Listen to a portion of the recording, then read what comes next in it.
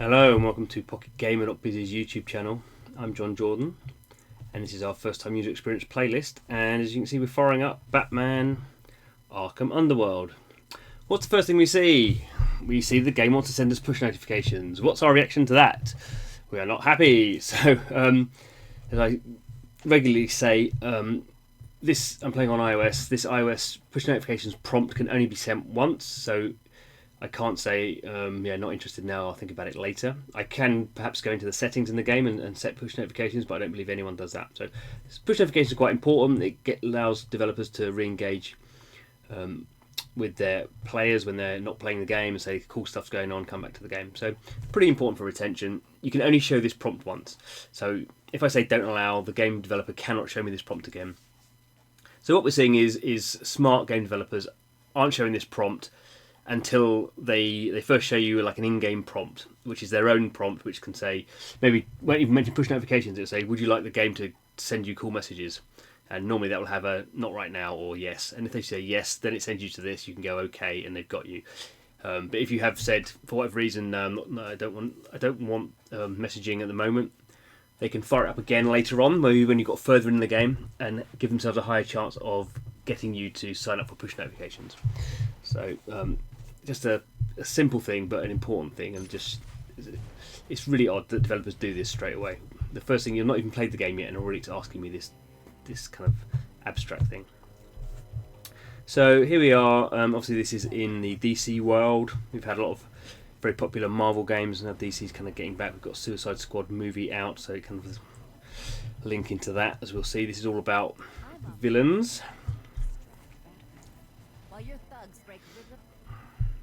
We could argue, I guess, whether Catwoman is a goodie or a bad, I suppose. Right, so Riddler's talking. Help the Riddler escape. Okay, so keep tapping. So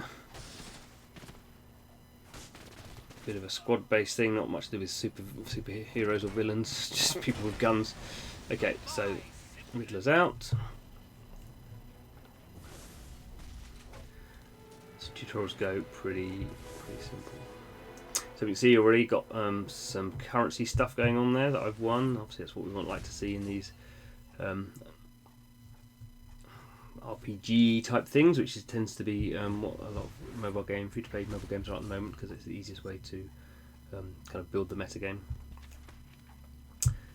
So getting all this kind of COD newspaper stuff, give us the not really backstory, but make us feel like we're in the world of Gotham. So it's Catwoman. So she's obviously kind of like the character who's taking us through the early stages of the game. Really get to the control room, we have a problem. Mob boss. Okay, so we're gonna hire some stuff. So black market is obviously where we're going to get our guys.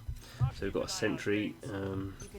There's 4 guys we had before in the previous mission. Obviously they're just there for the previous mission. We haven't kept them. We can speed things up with diamond. So this is the hard currency. Obviously we've seen this in pretty much every free-to-play mobile game. We can wait for stuff, or we can be encouraged to spend real money by diamonds. So we've got a base building thing here, which is kind of interesting in terms of strategy. I mean, this obviously we've seen this with kind of the stuff like Clash of Clans and such like, but now we've got kind of units doing it rather than kind of sentry guns and such like. Now it's time to go on the offensive. So looks like there'd be a building element in terms of protecting our base at least, and then a battling element, going out and grabbing other people. A different type of strategy, I suppose. I mean, in between strategy and RPG, because in strategy games you don't really care about the units so much. Obviously, this has singular units. So it looks like Catwoman's scouting it. No, so scouting it by just show us what's there. Over to the Riddler, and those 4 guys actually are coming back. This satellite gives you a nice heads up on what you're about to walk into. See if you can find the safe with the diamonds. There's the safe. Go get them. Make that Attack. So what do I do here? Let's warm up a bit. Okay. It's a little bit odd for a mobile game. It's kind of a bit of a PC thing, isn't it? Like a waypoint.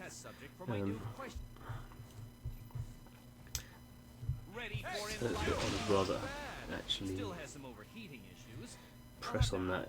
Maybe it does it automatically. Okay. Bring the boys. Tap on a room to send a thug there. So in they go. Bring the Riddler. So tap on him, or does he just come automatically? Let's look at the stupid people over here. He goes automatically. Okay. Okay, so we're just moving these kind of waypoints around. That's the control system. Yeah, it doesn't strike me as being terribly mobile. The Riddler's just going to stand there, is he? Okay. So, get a shot. So he's going to zap the safe. He's going to tap on that to help out. Okay. So we've got the stuff, got the loot. And graphically we can see as well, not yeah, I call it a bit kind of PC type graphics really, so a bit kind of blocky and square. The developer's Turbine, so Turbine's best known for its PC MMOGs, so it's not done a lot of mobile stuff before, so maybe that's not surprising that it looks a bit PC, what I call PC like. So we've built a vault, what should we call our new gang? Okay, down. Keep growing. Okay. So the map is where we're going to find stuff. Okay, so we can just start to see how the game is mapping out all the locations are. Intel new mission. So that looks like we've done the tutorial. Looks like we've through pretty swift there. UI actually looks quite nice. So there's not too much. It's not like a Japanese RPG with stuff flashing everywhere. So we've got obviously our hideout that we can go into. And there's our guard, so we can, next thing we can do, we need to upgrade our control room. So, upgrade, need to be, okay, probably need to do some other stuff first. So we can see when we're going into the control room, into our map area, we've got a bit more kind of UI stuff comes on. When we're out, it's a bit cleaner. This other thing we can see, so we've got kind of these currencies, so obviously the typical hard currency. So obviously the thing to look at is you can see we're getting diamonds, but they're all bundlers. So we get a carpenter, so that'd be the person, like effectively the builder who helps us build stuff in our base.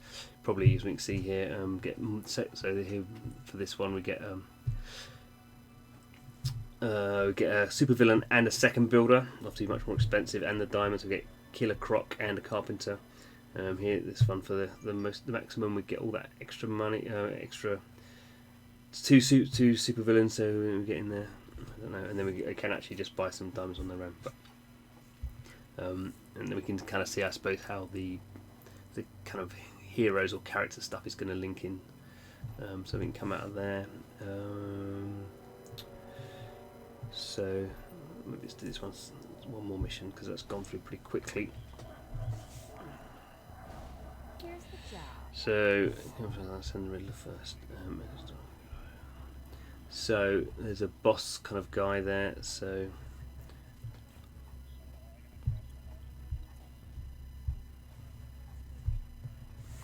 I have to tap on that to start. That's always helpful. Okay, so that one's right for once. I'm both match for these maps. So tap him in, and he goes in first. Oh, so I can't even select the other guys yet. Okay, now I can select my thug. So we're still in the tutorial. So those guys are going in. Use your super villain to draw away the fire from your thugs.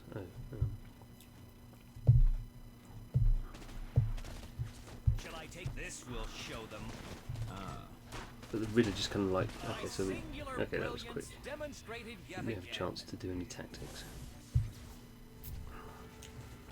So maybe let's quickly go in and buy a TV. Make the place look nice. So let's go to back market, arcade machine, spend some money, rotate it. Why would we want to do that? Okay, taking time to do is typical at the moment because it's early in the game. We can do that for free. You can upgrade the TV. That's not a good thing. That's not very good. UX, gain experience, save on cash, upgrade control room. Okay. Can upgrade my car. Is that just there for aesthetic reasons? What else can I do in here then? Search on the black market, an arcade machine. Have I got any? No. Okay, so only different things here. So a vending machine. How much dollars have I got? Okay, produces cash. Hacker produces cash.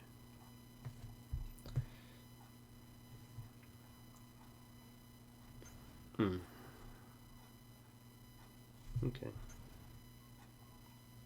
I'll buy both of them then, can I, presumably? Speed that one up and go back in and buy the vending machine. But presumably I don't want... Can I have that somewhere else? No, that has to be in the control room by the look of things. Okay. Finish that for free, so that will increase my cash. Let's kind of look and see. So I can claim a reward. So this is kind of the achievement list, just done in a different way with the newspaper stuff. This is the